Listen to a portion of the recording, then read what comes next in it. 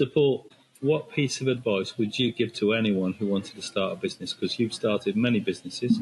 What do you think is the most important piece of advice you could give to anybody that you would share? You've got to get your numbers right first. So many people start businesses based on what they enjoy doing, which is lovely.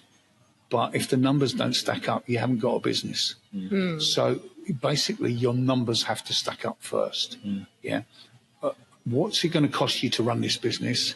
What are you going to sell your product or service at? And will you make a profit out of it? And how robust is that going to be? You know, so what's the competition? So do some research before you do it. I had one guy that had invented a non-movable dog bowl. It was a dog bowl that the dog could get into all the corners of the bowl to eat, and it didn't shuffle around the kitchen. And he mortgaged his house and all kinds of stuff to raise money to develop this thing. And he came to me and said, I've developed this prototype. I need to get it out. What do I do next? And I went, I'm sorry to tell you this, but what you need to do next is do something completely different. And he went, why?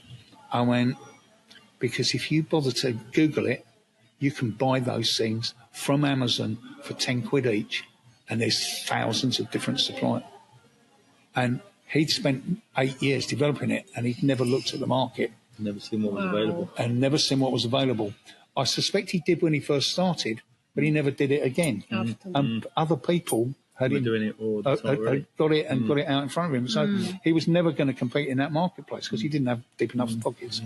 So know your numbers first. Yeah, make sure you've got a viable business. Look, there's all kinds of reasons to start a business. Yeah, if you're not really fussed about making money out of it, then fine, do what you want. Yeah, but if it's going to be your source of income and how you're going to make a living, then you need to know your numbers. And then first learn your own job and then learn someone else's. Yeah, exactly. Yeah, that's definitely the moral of today's story is definitely that. Exactly. I mean, you've proven it over and over again.